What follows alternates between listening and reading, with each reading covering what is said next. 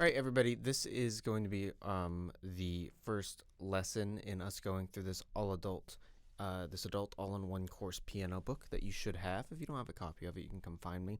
But the idea is every day we're going to work through a little bit more of this book, and we're going to do it through these videos so that you can work at your own pace. So if you are, blasting through it and able to, then I'm not going to make you sit and listen to me teach for 45 minutes like I used to do in piano classes, because that would just get boring for those of you that are understanding it. And if you're struggling with it, the me talking at you for 45 minutes didn't help anyway. So the idea is that I want you to go through these, watch the whole thing, do everything we're doing every day, and then if you got it, you got it. Great, good for you. You get to practice. And as the semester goes on, there will be more things for you to practice, actual pieces of music and things like that. But for now, it'll just be practicing this stuff. And if you're having trouble, just raise your hand, and I'm at my desk. I can come help you if I'm not helping someone else already. So this doesn't really work if you don't, one, go through all the videos, and two, actually ask for help when you need help. So that is the precursor to this. So I'm just going to get started. This is a digital copy of the book you all have. I might even put this digital copy up on Google Classroom so you can see it. But if not, you should have one. It looks like this. I'm just going to ignore the bell ringing anytime that happens. You might be able to hear that faintly. I record these during third period and, lunch. So I've got this set up here where you can see me if you're looking up in the top right-hand corner of your screen. You can also, if you look in the top left-hand corner of your screen, see this live piano view where I can play the piano for you. You can see my hands. That's another thing that's going to make this even better than when I would sit up in front of you guys and teach. You couldn't see my hands then. So I'm going to be able to show you exactly what I'm doing when we're playing some stuff. And then, of course, in the bottom right, you have the book. So you'll be able to see the book on your screen. And you can have the book out in front of you or beside you on your piano if you need it. But if you're able to, if you can make this a full screen video and see that book in the lower right-hand corner, then just use that. I'm just going to get started. And I'm just going to blast through a bunch of this stuff. I've got some notes here that I'm reading off of. I'm going to blast through a bunch of this stuff. And I'll probably just cut this video up into little segments we'll do every day. And some days we will do, quizzes where I actually watch you play these things. So let's just get started here with the adult all-in-one course. So I'm going to skip a lot of this preliminary stuff. You can read that if you want to. I'm not going to make you. You might have already had me do this like how to sit at the piano thing in class. You probably have. If not, I'm going to go over it real quick. It's pretty simple. This is harder for me to demonstrate in this form because I'm sitting in this big weird chair, not on a bench like I should be. So do as I say, not as I do. But if you look here on page 6, you can see this cool diagram of this shadow man playing the piano, and he's doing all the right things. So you want to make sure you're sitting on the front of your bench, and you want to make sure that your feet are on the floor. Those are the two main things. And then other than that, you need to make sure that your hands are the right distance away from the piano. So if I stretch my hands out right now, you'll notice that I'm touching, and I'm stretching my hand all the way out and kind of keeping a little bend in my elbow. You'll notice I'm touching the top of my piano, so that's not where the keys are. So what I have to do is I have to scoot back until I'm touching the right place. Now, I'm actually going to sit up here because I'm trying to talk into a microphone, but you are going to want to be, again, set back. Again, my setup is weird here. I'm playing on this electronic piano. I'm sitting in a weird chair, but you playing on a real piano and playing on a bench is going to make it a lot easier. So that's what you got to do there. This is a really important thing if you don't know already. You probably do. But your fingers all have numbers, and again, you can see my fingers here. Your fingers all have numbers, and they go like this. It's pretty easy. Your thumbs are finger 1. So if I say something finger 1, I mean your thumbs. Oops. You can hear that too, hopefully. Thumbs are finger 1. Your pointer fingers are finger 2 because they're the second finger from your thumb. Your middle fingers are finger 3. Your ring fingers, you can tell because I got a ring on that one. Your ring fingers are finger 4, and then your pinkies are finger 5. So they go outward. So your middle 2 fingers here in the middle of your hands are your thumbs. That finger 1, then 2, 3, 4, and 5. So a lot I will refer to like finger 1, finger 2, blah, blah, blah. So sometimes I'll say ring finger, pinky, middle finger. A lot of times, especially toward the end, I'll just start saying finger numbers. So you got to know your finger numbers. They're very important. You'll learn that you can get away with just like pressing the keys with whatever finger you want, but the fingers are there for a reason. The fingering numbers are there for a reason. If you follow them, it'll be easier, right? They write it the easiest way. They wouldn't make it harder for you.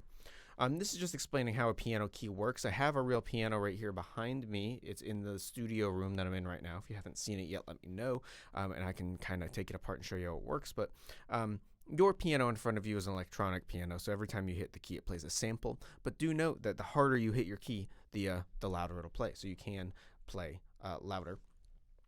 Make sure that when we're playing we have curved fingers. This is going to be kind of hard to see from this overhead view, but you'll notice that my fingers are not flat like this. I'm not playing piano like this. I'm playing piano like this, where my fingers are curled up, and that way only my fingertips are touching the keys instead of the fatty, meaty part of your finger. That's not what you want touching the keys, just the tips of your fingers.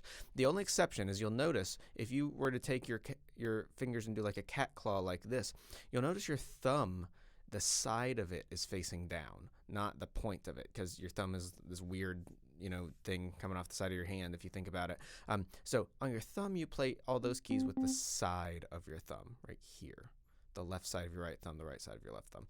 So keep that in mind. Curved fingers at all times, and you should be good. Okay. And again, it says right here you should decide how soft or loud you want to play before you play.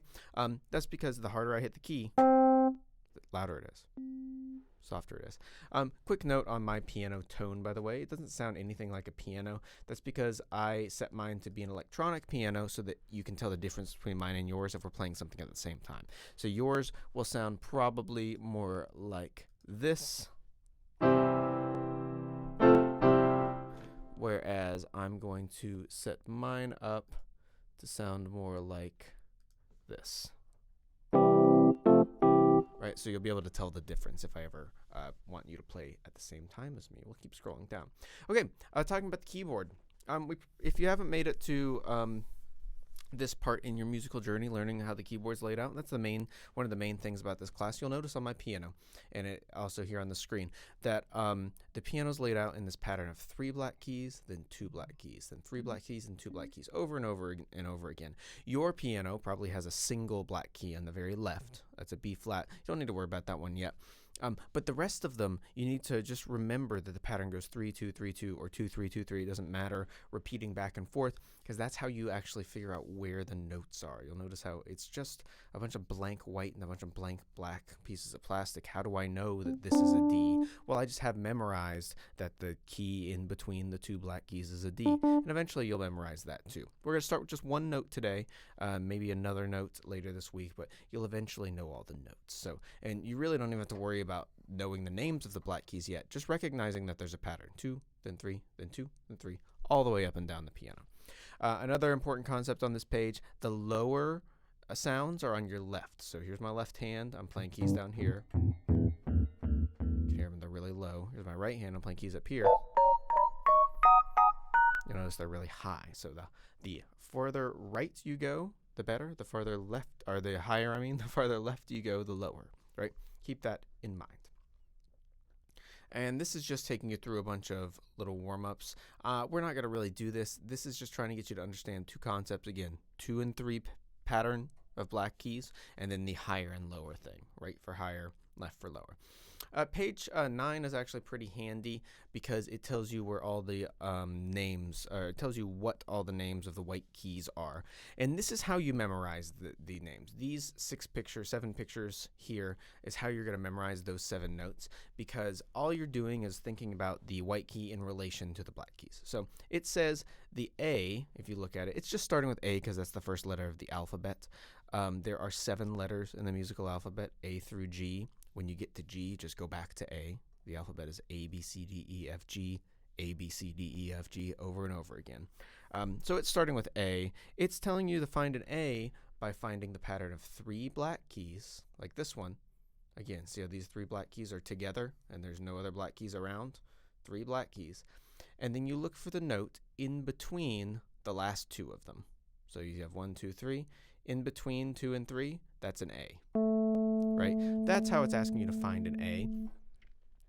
That's a good way to do it, and that's how we're going to memorize all of them. And then you'll notice, if we start on A, which if you want to try to find an A yourself, if you don't already, have your piano turned on and ready so you can experiment and play with us when we get to parts we're going to play. The next note is B. It's the next note up. The next note to the right is C. Next is D. And it goes to E, F, G, and then A again. Again, the notes repeat. And again, you'll notice we got to A, and look, we're in the same place. 3 black keys were between the second and third one. So that's an A. This is an A. There's an A down here. There's some more A's you can't even see off camera up here. You've probably got 5 or 6, maybe 7 A's on your keyboard. So find all the A's and you can play all the A's, and that's what this page is getting you to do. Also here on page 9 you'll have every single key is labeled. This should be the size of your piano. I think you have full-size 88 key pianos, and you'll notice that lonely black key down there, right? So the only other important key for us to know right now is called middle C. It's right here in the book. You'll see it says the C nearest to the middle is called middle C. It's also called middle C for another reason, but for now we're going to say it's because it's the C nearest to the middle. And for you, the middle C, this is my middle C. For you, middle C is going to be, if you look at your piano, it says the word Yamaha on it. Right below the Y, there's a C. Right below the Y, there's a C. That's middle C. Again, refer back to this picture if you need to remember what a C looks like. Let's talk about C real quick because it's the most important note that we're going to learn probably in the first couple weeks. Here's how you find a C. It's really easy. It's just like finding an A. So look again for the pattern. 2 black, 3 black. 2 black, 3 black. Find a pattern of 2 black this time, and C is to the left of that. Okay, again, here's 2 black keys. C is the one that's to the left of the 2 black keys. So it'll go C, then 2 black keys come after it on the right. So 2 black keys, C comes right before them. So that's my middle C. It should sound like that. If you want to play your own middle C, you can. Again, there's many other C's, but this is middle C. And for you, your middle C should sound about like that. Just it'll sound like a piano. That's C. Cool. Moving on, we got to learn, we're going to skip the isometric exercise thing, and we're going to learn probably the most important little bit we learn on this first day, which is, it's called C position for our right hand. And C position is where all of the songs, basically in the first half of this book, are going to start. And what C position means is the certain way to put my hands on the keyboard so that it's the same every time, and I can more easily learn to read music, which is kind of the main goal of this book, is to more easily get you to learn to read music and play it on the piano. It's really easy to find C position, middle C position. All we're going to do, we're going to use just our right hand. Our left hand can just be in our lap. You don't need that right now. Using just your right hand, you take your first finger, also known as your thumb, and you find that middle C we talked about and play it with your thumb. Your second finger is going to rest on the next note, which is D. Your third finger, your middle finger, rests on the next note, which is E. Your fourth goes to the next note, which is F. And your fifth goes to the next note, which is G. And you can kind of see my pinky there. So if I'm playing this with correct technique, you'll notice that I have 5 curved fingers. My thumb is resting on top of the C. Second finger is resting on top of D, E, F, and G, just like that. And I could hit any of those notes by just moving that finger. Here's the important part that people sometimes don't get. I want the fingers to actually be touching the keys without pressing down. So this is what it would look like if I pressed them down. You'd also hear it.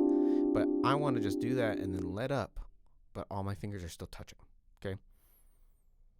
Got that? Fingers are still touching. And that way, again, you can just barely move a finger. I can move my middle finger, and I'm playing an E. Move my pinky, I'm playing a G. Move my thumb, I'm playing a C.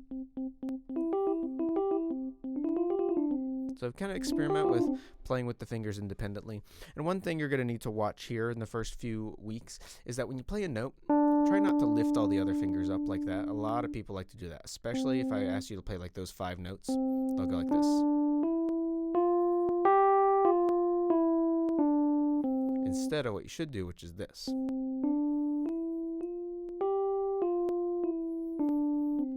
So try to keep all fingers touching all at once. Again, if you have a technique question, come find me. That's what I'm here for, fixing the technique thing. All right, we're going to play this piece of music right here. It's called the right hand warm up. And there's a lot of things going on this page you might not recognize, okay? So if you do, great. If not, I'm going to really quickly explain. This thing's called a treble clef.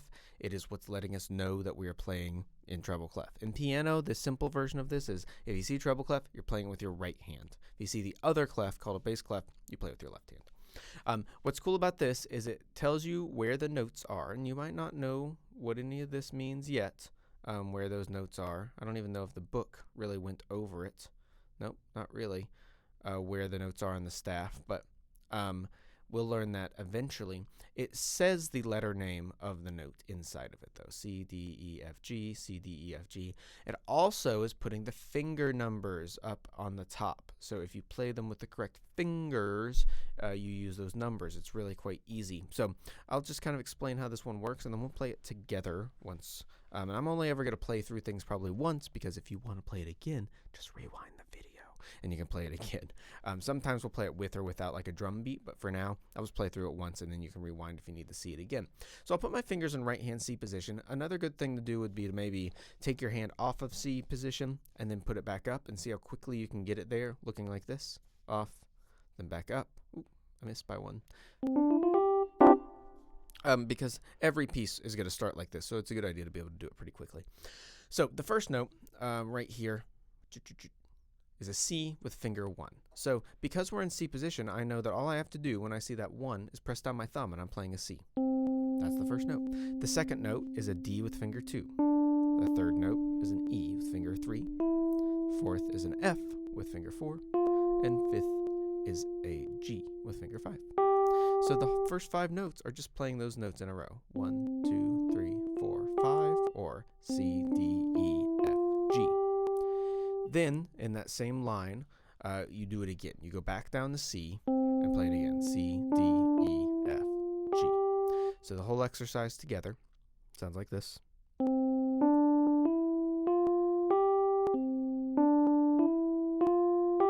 And you'll notice I'm trying to keep my fingers curved. I'm trying to keep them all touching the keyboard. One thing that the book still has not gotten to, but I'll just interrupt here to let you know, these things are called notes, obviously. They're called quarter notes. They mean that each one of these is one beat of music. So if I turned on a thing called a metronome, which keeps the beat for us, got to turn that down a little bit. You'll hear these 4 clicks. 1, 2, 3, 4, 1. There's a high click on the 1.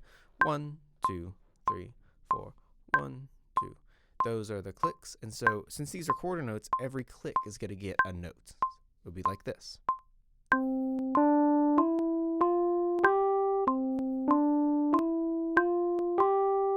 Now that ends up sounding a little weird just because there's an odd number of notes in this piece of music, but that is how you would play that to a metronome, okay? So I'm going to do that one more time, except this time I'm going to count off. I'm going to say 1, 2, ready, go, and I want you to play along with me. So get your hand up in right hand C position. Here we go. There's the metronome. And 1, 2, and 1, 2, right hand now. Thumb, 2, 3, 4, 5, thumb, 2, 3, 4, 5. That's the first line. That was a little quick, I think, so I'm actually going to lower the metronome for the next 3 lines, and then, or the next 2 lines, and then if you're having trouble with that again, play it slower, rewind this video, and watch that bit again. So a little bit slower. We're now looking at the second line of music. 5, 4, 3, 2, 1, or G, F, E, D, C. Do the exact same thing. You get your hand in C position, except you play backwards. So take a second to practice that. You can pause the video. When you're ready, press play, and we'll play it together. 1, 2, and 1, 2 with your pinky start. 5, 5,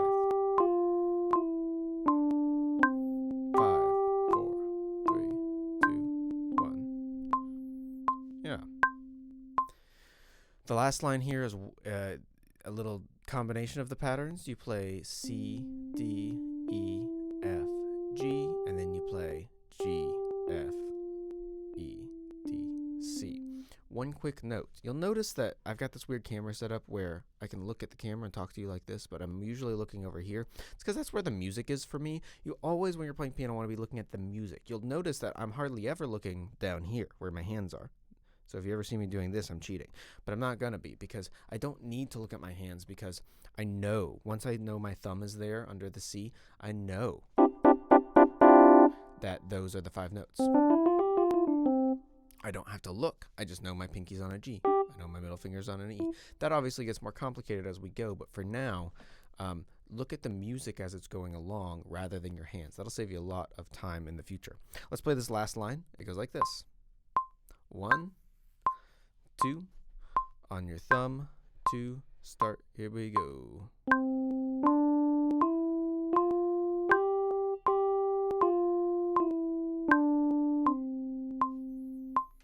So that's the right hand warm up right there. So now you can play right hand C position. Good for you.